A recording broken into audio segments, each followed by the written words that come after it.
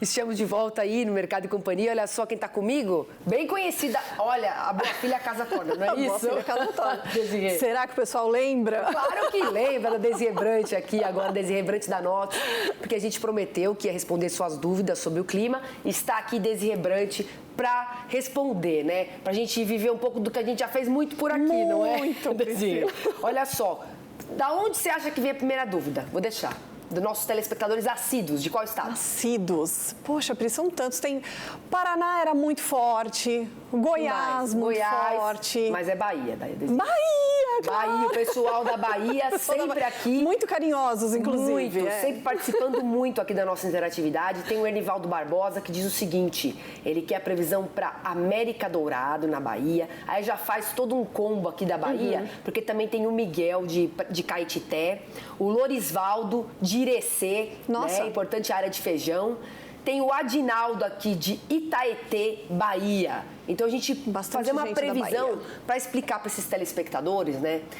Que a gente sabe que o Laninha favorece chuva para o Nordeste do Brasil, mas que esse ano não dá para esperar grandes volumes. Mas dá para esperar uma boa quantidade? Dá para esperar uma boa quantidade. É claro que a gente precisa ficar atento aos primeiros episódios de chuva, né? Antes de mais nada, boa tarde a todos. Eu preciso aqui, né, primeiro cumprimentá-los e dizer que eu estou muito feliz de estar aqui hoje participando e respondendo as perguntas.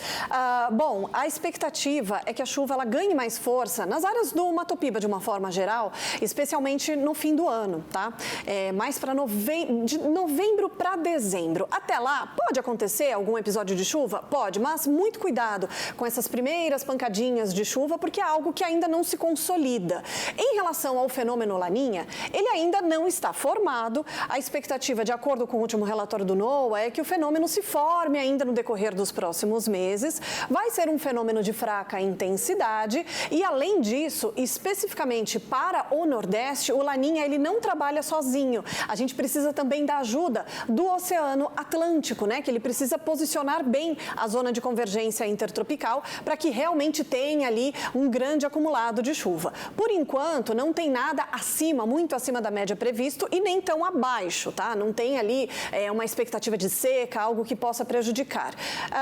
Por outro lado, a gente precisa ficar de olho nos primeiros episódios de chuva, eles ainda vão ser, eu diria, um pouco morosos, né? Chove um pouquinho, para.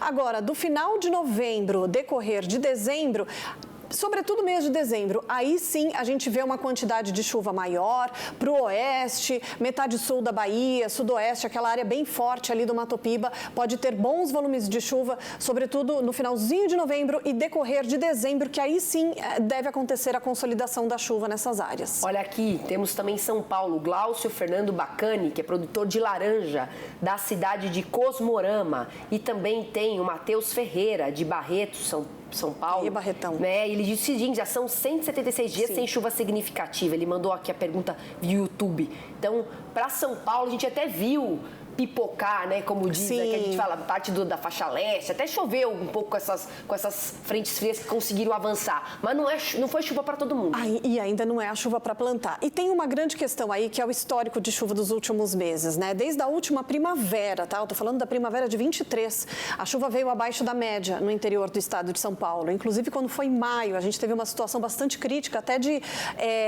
falta de água no interior do estado de São Paulo. Foi bem crítico mesmo.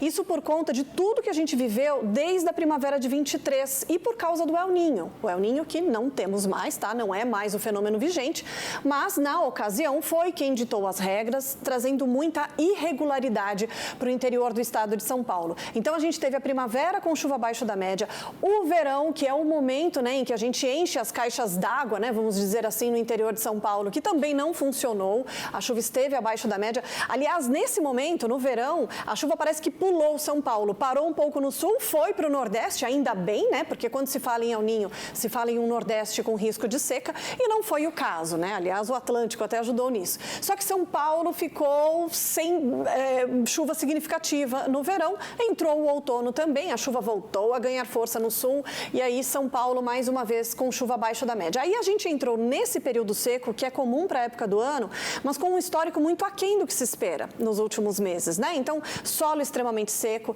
Reservatórios também, porque, então vamos entrar com pivô. Difícil, né, Priscila? Vai tirar água da onde agora, né, para entrar com pivô no estado de São Paulo? Então, é uma situação bem delicada e que também eu recomendo muita atenção com os primeiros episódios de chuva. O que eu já estou observando, e até o Arthur deve estar vendo isso, né, Arthur? Arthur está ali atrás das câmeras, que a atmosfera ela já está dando sinais ali de instabilidade. Um dia ou outro a gente vê formação ali de altocúmulos. Quando a gente vê que são nuvens fofinhas, né, que a gente vê aquele tapete de nuvens fofinhas, isso já é um sinal de que a atmosfera ela já está mudando o seu padrão. Ela já está começando a ficar instável. Claro, ainda não está garantindo a chuva plantadeira, mas já está dando um sinal ali de mudança. Agora, final de setembro, a gente pode ter alguns pontinhos de chuva, mas é sobretudo de meados de outubro em diante que a gente começa a ter a chuva cada vez mais encorpada. Ela se consolidando especialmente em novembro, mas não deixa de ter alguma chuva em outubro. Só muito cuidado, atenção com a previsão. Não vai plantar na primeira chuva, que pode ser que a gente tenha uma falha logo em seguida. Tá vendo, gente? Não adianta vocês quererem que a Desirê fale que a chuva vai chegar antes, porque também não vai. Então tem que tomar muita cautela, porque é chuva só mesmo a partir de outubro. E agora a gente tem a Graciele de Lusiânia, Goiás. Tem muita gente também de Goiás aqui participando. Aproveito também para colocar a pergunta aqui de um outro telespectador também aqui de Goiás, que é o Ricardo Garcia Júnior, produtor de grãos de Campo Alegre, porque Goiás também, né, tá com uma situação de tempo muito seco.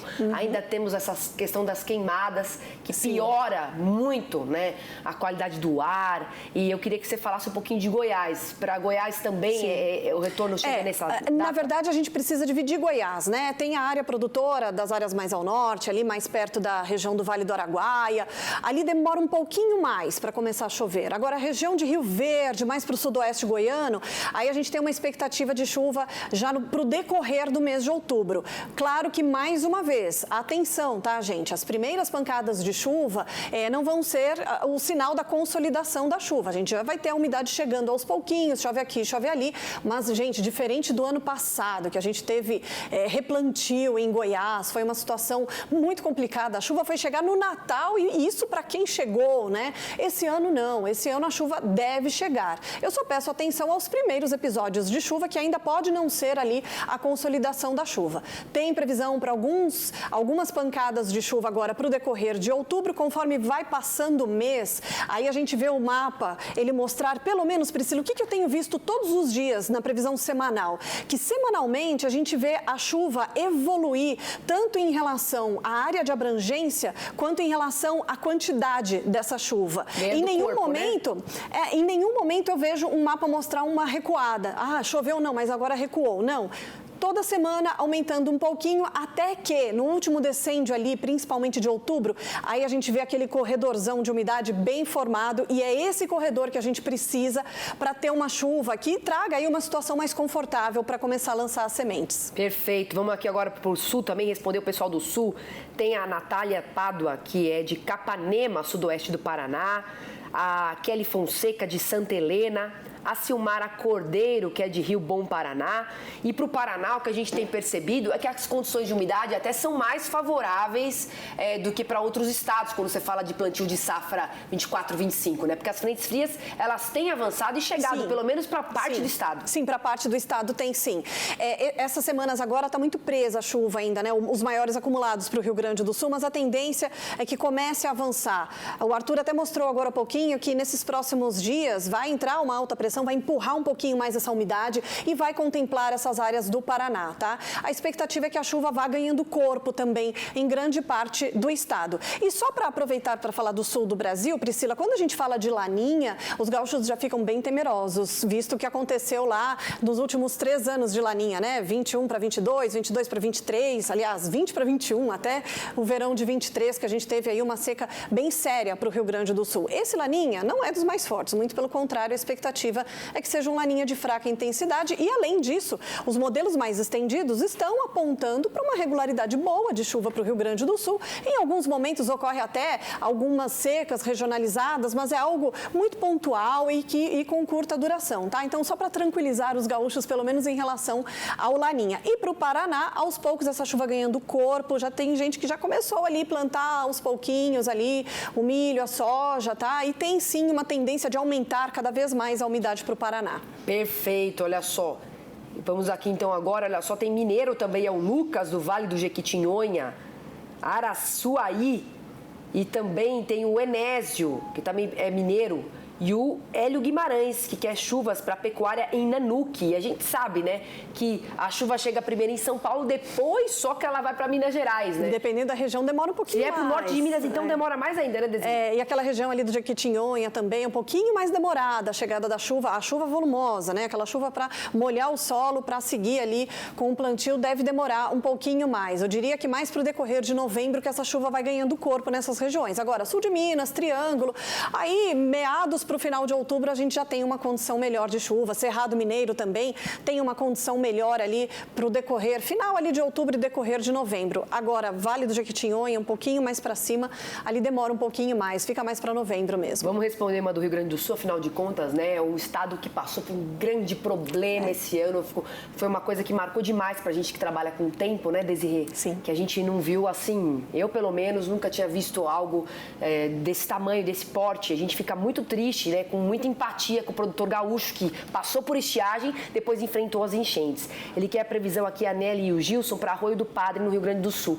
E aí eu queria que você também colocasse se nessa primavera vocês estão enxergando algum evento de chuva muito forte que possa atrapalhar o plantio, a instalação. A primavera vai trazer essa surpresa desagradável? A primavera, historicamente, é uma estação marcada por fortes temporais no Rio Grande do Sul. E a gente vê, pelo menos a previsão de volume previsto, né, que ainda tenha um registro aí de grandes volumes, agora em outubro especialmente. Novembro começa a diminuir a intensidade dessas chuvas, mas ainda atenção com o mês de outubro, porque tem sim um potencial para chuva volumosa, né, o grande problema é o volume mesmo, e é uma chuva que ela vem barulhenta, é chuva em forma de tempestades, o que é bem natural para essa época do ano, essa formação. Às vezes aqui, lembra do CCM, Priscila, complexo convectivo de mesoscala? Existe a possibilidade da gente ter esse tipo de formação. Nada mais é do que um grande aglomerado de nuvens carregadas. Isso tem aí um potencial para acontecer, especialmente agora em outubro, novembro, quando a chuva começa a ganhar mais corpo aqui entre o sudeste, aliás, final de outubro, né? Quando ela está mais encorpada aqui para o sudeste e centro-oeste, dá uma reduzida lá no sul. Reduzida, não é seca, ainda Ou seja, pode ter temporal, mas a gente, claro, ainda não vê no radar nada